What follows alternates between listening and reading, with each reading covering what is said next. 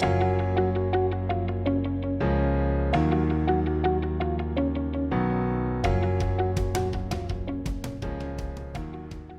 everyone, and a very warm welcome to another edition of the Vet Method podcast, where we bring team training concepts to independent veterinary practice owners who want to grow revenues through a high-performance team. My name is Sanjay Mangabhai, and I'm talking to you from Salisbury in Wiltshire. So the title of the podcast today is Don't Look for Killer Whales. Let me explain. A killer whale is an awesome predator, amongst the top in the food chain. It really doesn't need any training to be the deadliest predator in the sea. It has natural or innate ability, power, and instinct. However, with employees, unlike killer whales, for a practice to have reliable, effective, and productive team members, you just cannot rely on an individual's natural or innate ability. That strategy is far too risky. It's more about luck than design. There may even be killer whale type employees out there, but good luck finding them and then worrying about keeping them, something most of us, I'm sure, have experienced. Unfortunately, many practices do rely on this luck, or more specifically, blame the lack of it, saying things like, we just can't find good staff, or if you want to do a job well, it's better that you do it yourself. People nowadays, they just don't seem to have a good work ethic, etc., etc.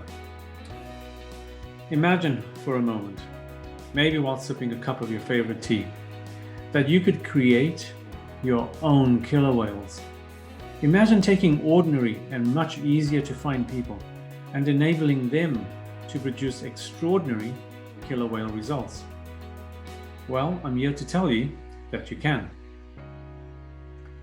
The first step is to ensure job role clarity as part of the recruitment and induction process. It is essential that all employees, especially new ones, have absolute clarity on their responsibilities, expectations, and accountabilities. As you know, some recruits, especially if new to the veterinary world, can have a very simplistic and often misguided idea of what the job is actually all about, and they tend to see it through rather rose-tinted glasses.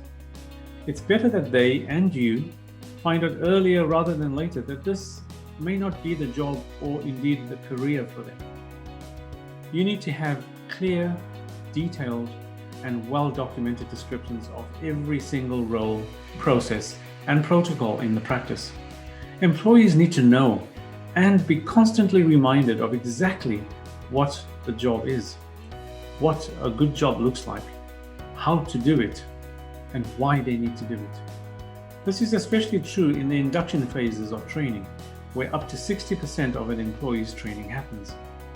When employees know how their role fits into the organization or the practice as a whole, and how they can personally contribute and succeed, it leads to higher levels of that somewhat elusive team engagement, which is really all about understanding what you need to do, how you need to do it, and why you need to do it, so that you begin to feel motivated and passionate about your job.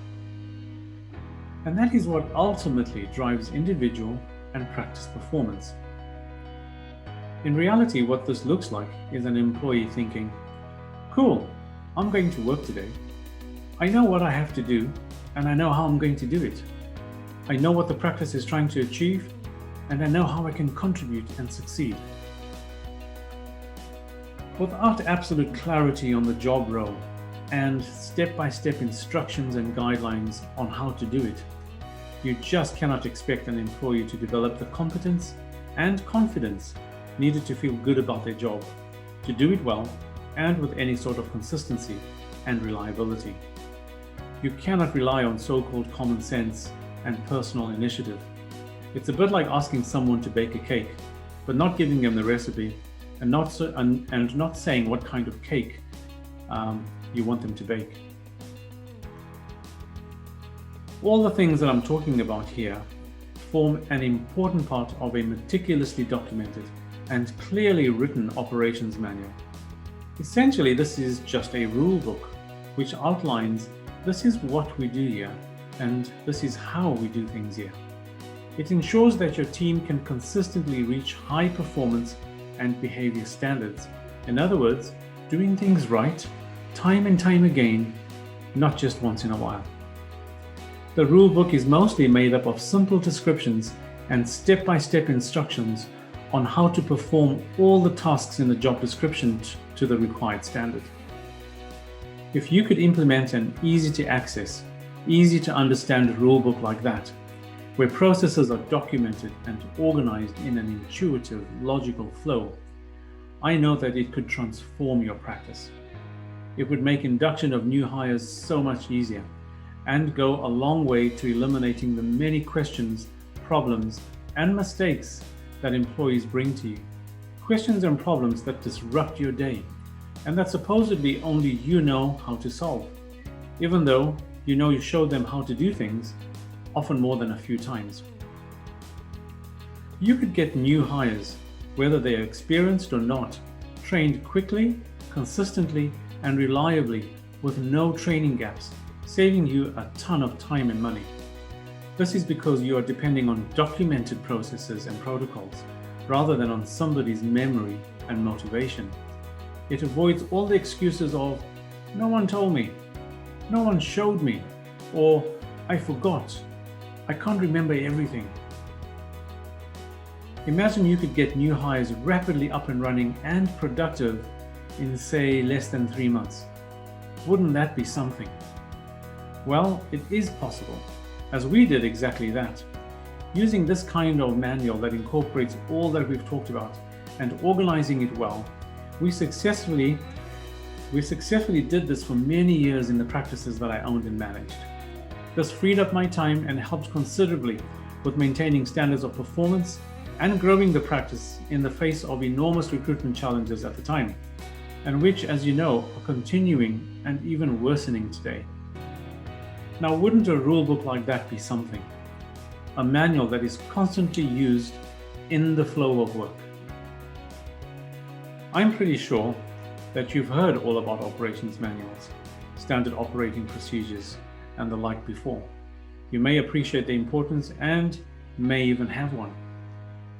Many businesses and practices do.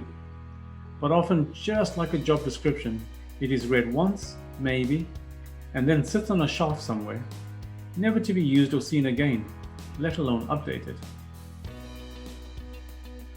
If you want to get this done, you will also need well thought out implementation plans that make it simple and easy to put this training into place. All the various templates, forms, checklists, guided instructions, etc. But that's a totally different discussion, and I'll leave that for another podcast. So in conclusion, I encourage you to seriously think about getting this working in your practice. Documenting your practice like this is quite difficult, and it's easy to procrastinate over it, especially as it can feel overwhelming when you realize just how much needs documenting. If you feel that you don't have the time to do this, then that is precisely why you do need to do it. Because once in place, it'll free up your time much more than the time it takes to develop it. It'll make your life easier and your practice better and less stressful. It certainly changed things for us, and I'm sure it will for you too. Thank you for listening.